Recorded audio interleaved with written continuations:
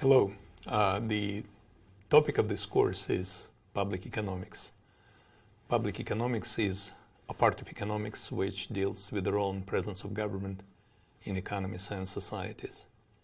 As you know, economists boldly take upon issues which are sometimes outside of the narrow confines of economics proper, such as production, consumption, exchange, if they feel that the methods of economics are applicable in these areas. And public economics actually is a good example of such expansion of the field of economic analysis, because when we talk about governments, and public economics, as I said, is about government's presence in economies, we necessarily touch upon issues and problems which are normally dealt by political scientists, legal experts, anthropologists, so on and so forth. And I expect that some of these disciplines will be reflected in our course. First of all, I would like to talk to you about why governments are present in modern economies and in market economies in particular. What are functions of governments, what are roles of governments, why governments are required to complement markets. And a good way to discuss these issues is to view governments and markets as two alternative mechanisms of resource allocation. Let's recall the definition of economics. Economics sometimes is defined as a science about resource allocation. Other definition, which goes back to Adam Smith, is that economics is a science about the wealth of nations. Let's combine these two definitions and discuss how resource allocation affects the wealth of nations. Nations' successes, prosperities, or poverty and demise are not necessarily predetermined by availability of resources. Some nations do very well despite of lack of resources. Others have abundant resources and despite that still are poor and unstable and do not develop. So the availability of resources is not a key to success. In fact, as you might have heard sometimes, natural resources could be a source of serious problems for economic and political development. This is something that is known as the resource curse, and in this course I expect to talk to you about the resource curse in due course, among other things. But primarily, successful nations are the nations that are able to allocate their resources properly. And as I said, we have two mechanisms for resource allocation. The first one is market, another one is government. Market allocations are outcomes of individual decisions, because in market economies, decisions are made by private agents, such as individuals, households, firms. These agents own resources. They decide how these resources should be used. As opposed to markets, governments are public agencies, and they move resources by decrees, by commands. This is what is known as by fiat. So we have two alternative means of resource allocation. The question is, why in modern economies these two means are combined with each other? They coexist, although in different proportions. And that means that probably they have some comparative advantages and comparative disadvantages. And let's talk about what these advantages and disadvantages are, and that will give us an opportunity to visualize the role of government in economies. Let us first talk about comparative disadvantages of market economies. Market economies, as I said, are economies based on private decision-making, and economic assets in market economies are predominantly privately owned.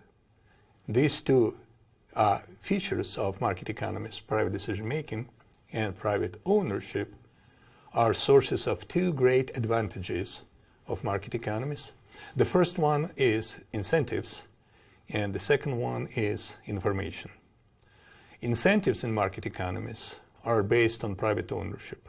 Private ownership, in its turn, is based on private property rights. And what are private property rights, or property rights in general? Economists define property rights as bundles of rights, which include the right of control, the right to returns, and the right to transfer the above two rights among individuals. The right of controls means that private owners are free to do with their assets whatever they like. Of course, there are some constraints, legal constraints, contractual constraints, but within these constraints, you're free to use your assets the way you see it fit. On the other hand, the right to returns is the right to keep the profit that you earn by using your assets. Assets generate some income. Of course, you incur some costs, and the difference between the income and the costs is your profit. And as private owner, you are entitled to keep the profit. And this combination of the control rights and of the return rights is a source of very powerful incentives. You decide what to do with your resource, and you are interested in putting this resource in the best possible use, because that will maximize the profit. It internalizes decision-making and aligns this decision-making with the needs of, with the objective of efficiency. Let's add to these informational advantages. People that own assets, that operate assets, they're usually best informed about what these assets are, what are their strengths, what are their weaknesses, what are the areas where these assets can be best used. So you have a wonderful combination of being informed, being able to act upon this information, and being interested in acting in the best possible way. What else to desire? And indeed, as a result, markets are known for being very, very efficient in resource allocation. In particular, markets are believed to be more efficient in resource allocation than governments, than bureaucrats, because bureaucracies lack the market incentives, and oftentimes they are less informed than market agents. And this is actually the rationale for privatization that swept much of the world in the late 20th century. In fact, appreciation and disappreciation of markets as an alternative to government exhibited considerable fluctuation in the course of recent history. The prevailing moods, the prevailing sentiments in the late 1970s, 1980s, and much of the 1990s was that markets are far superior to governments. And therefore, the motto of the day was privatization, deregulation, and liberalization. In the developed world, these sentiments were usually linked with Margaret Thatcher's British Prime Minister in the United Kingdom and US President Ronald Reagan. And they influenced a wave of reforms in the developing world, in the former communist world. And they produced sort of mixed results. And as a result, the prevailing thinking of the time that small government is beautiful and the less government you have is better, and government is a necessary evil that has to be confined to very narrow parts of the economy.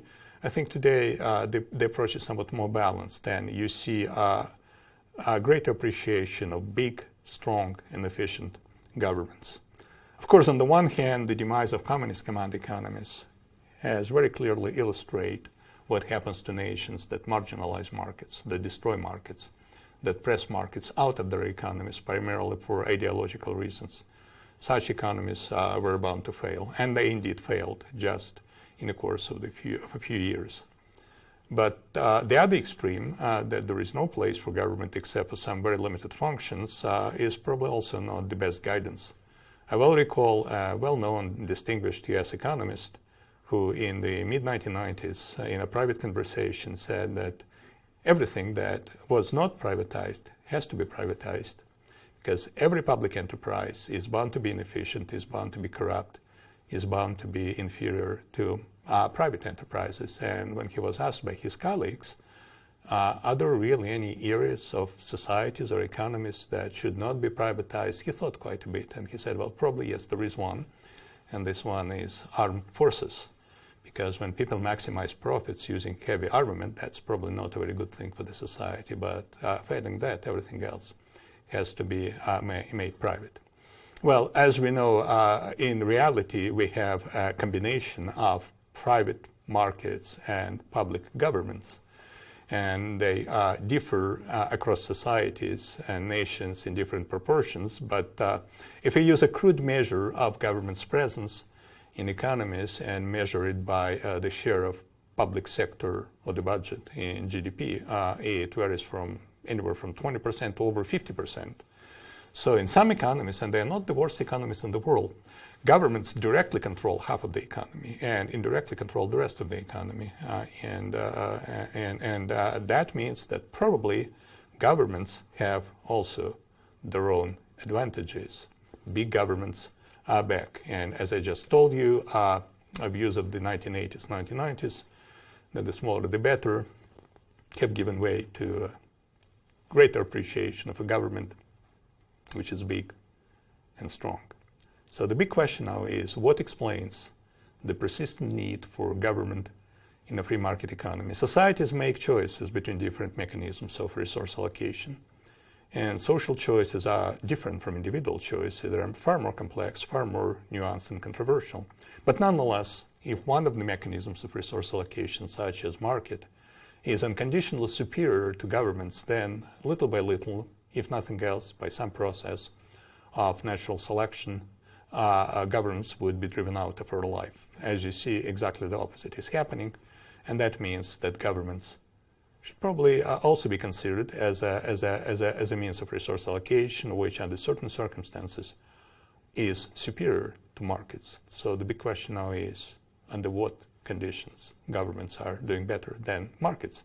Apparently governments have some advantages over markets, and because of these advantages, they are required to support markets, to augment markets, and sometimes to even replace, supplant markets.